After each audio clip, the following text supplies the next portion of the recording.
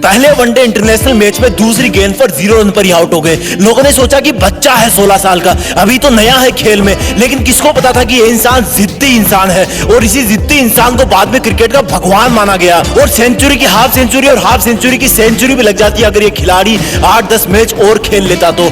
Zero से जिद्दी बन गए, जिद्दीपन ने हीरो बना दिया, जिद ने जीरो और हीरो के बीच में एक पुलिया बना दी। दुनिया के कई रिकॉर्ड तोड़ डाले इन्होंने। एक सामान्य कद के खिलाड़ी किसी खेल के भगवान कैसे बन गए? अब क्या कहें इनके बारे में। बच्चा बच्चा जानता है, बड़ा बुजुर्ग जानता है। उनकी जिद ने उनको 16 साल की उम्र में इंटरनेशनल टीम में जगह देकर मैदान में उतार दिया। एक क्वेश्चन पूछूंगा मैं आज, तुम अपनी लाइफ में कितना बड़ा पाना चाहते हो? अब वो चाहे सफलता हो, पैसे हो या फिर नाम हो, सोच के बताओ। अल्बर्ट आइंस्टीन जितना बड़ा, जिनका नाम अभी तक किताबों में चलता आ रहा है, और जब तक इस पृथ्वी पर जीवन रहेगा और जब तक विज्ञान है ना, तब तक अल्बर्ट आइंस्टीन की छाप कोई विज्ञान की किताब से नहीं हटा सकता।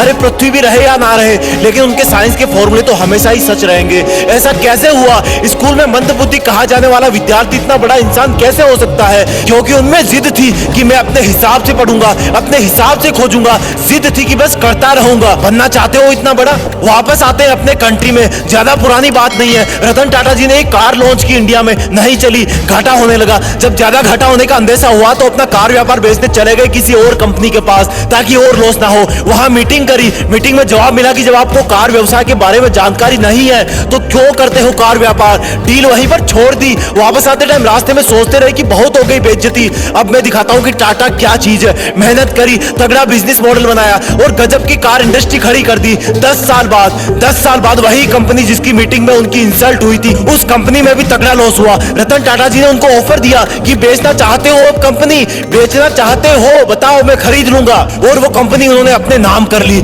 ये होती है जिद कि ऐसा क्या है जो मुझ में नहीं है। क्या था इन सब लोगों में कॉमन? एक जिद कि नहीं रुकूंगा, करता रहूंगा, खुद को बेहतर से बेहतर बनाऊंगा। उनमें जिद थी कि वही बनूंगा जो मैं बनना चाहता हूं, चाहे कितनी भी रुकावटें आए। जिद है तो है। बनना चाहते हो उनके जैसा? मन किया ना बनने का, लेकिन ये जो लेकिन वर्ड है ना, वही तुम्हारी वाट लगा देता है। मैं कुछ करूं तो सही, लेकिन मैं बड़ा बनूं तो सही, लेकिन मैं मेहनत करना तो चाहता हूं, लेकिन मेरा सपना तो ये है, लेकिन कोई थाली में परोस के देगा क्या कि ये खा लो, आज से तुम सचिन हो जाओगे, ये खा लो, आज से तुम दुनिया में आइंस्टीन के नाम से जाने जाओगे, ये जड़ी बूटी खा लो, आज से तुम अरबपति बिजनेसमैन बन जाओगे। लेकिन मैं तुम्हें बताता हूं कि जब तक इस लेकिन वर्ड की तुम वाट नहीं लगाओगे ना, जब तक इसको जिद में नहीं बदलोगे ना, तब तक कुछ नहीं होगा। लेकिन पहले ये बताओ कि क्या खास था इन लोगों में? सोचो, क्या उन्होंने अवतार लिया था? क्या वो प्रकट हुए थे? क्या खास था इन लोगों में जब वो दुनिया में आए थे? वही हाथ पैर, वही आंखें, नाक कान मुंह पेट गला सब कुछ वही ना। उनके शरीर में भी इंसान का ही खून था ना, वही मिट्टी का शरीर था ना। क्या ये सोने चांदी के बने थे? क्या ऊपर वाले ने इनके कान में कोई गुप्त मंत्र फूके भेजा था कि जाओ तुम सचिन बनोगे, जाओ तुम रतन टाटा बनोगे, जाओ तुम आइंस्टीन बनोगे? चलो एक और एग्जांपल देता हूं। जब तुम्हें एक दिन के लिए कोई रूम में अकेले बंद कर दे तब तुम क्या करोगे? जब तुम्हें एक हफ्ते के लिए रूम में बंद कर दे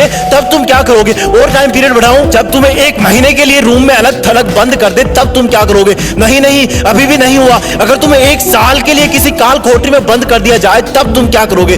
जान निकल जाएगी ना। अब मैं तुम्हें एकदम से कहूं कि नहीं यार, तुम्हें तो 27 साल तक जेल में रहना है, तो तुम तो जीने की उम्मीद ही छोड़ दोगे ना, क्योंकि बाहर आओगे तब तक शरीर कमजोर पड़ जाएगा, आंखें धुंधली हो जाएगी, तुम्हारे कई बुजुर्ग रिश्तेदार परलोक सिधार जाएंगे, शायद तुम्हारी पर्सनल लाइफ भी तहस नहस हो जाएगी। लेकिन क्या कोई सोच सकता है कि एक इंसान को 27 साल जेल में रहना पड़ेगा और जब वो महान हिम्मत वाले इंसान जेल से बाहर आएंगे तो उनके आने के 5 साल के अंदर ही साउथ अफ्रीका के राष्ट्रपति बना दिए जाएंगे? क्या बोलोगे इनको? कोई शब्द नहीं है इनकी जिद के आगे। अब यही सोचोगे ना कि उनका तो कोई जुगाड़ होगा। अरे यार जुगाड़ होता तो वो जेल में ही क्यों जाते? ये सोचोगे ना कि उनको जेल में कोई अच्छा खाना पीना मिल रहा होगा जिससे वो स्वस्थ रहे होंगे। अरे यार क्या मिलता होगा उनको जेल में? पूरी दुनिया ने एक जिद वाले कैदी इंसान को किसी देश का चहेता राष्ट्रपति बनते देखा।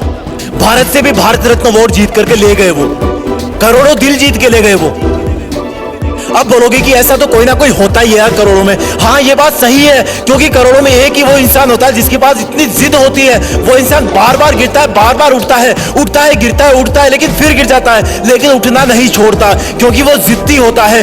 जिद, सिर्फ एक जिद होती है उनमें, बाकी सब सेम होता है। वो हम सब जैसा ही पैदा होता है, लेकिन जब दुनिया से जाता है ना तो दुनिया का बच्चा बच्चा उनको मिस करता है। हर न्यूज चैनल, हर अखबार उनके जाने का गम करता है कि हमने एक महान इंसान को खो दिया। अब शायद कोई ऐसा नहीं कर पाएगा, क्योंकि वो मानव से महामानव बन जाता है, क्योंकि वो मेहनत करने की हदें पार कर जाता है, काम करते रहने की जिदें पार कर देता है। वो एडिसन की तरह बल्ब बनाने के लिए हजारों बार फेल हो जाता है, लेकिन फिर भी जिद करता है कि रुकना मेरा काम नहीं, जब तक यमराज ना आ जाए तब तक आराम नहीं। यमराज भी आएंगे तो बोलूंगा कि सर थोड़ी सी मेहनत और कर लेने दो प्लीज।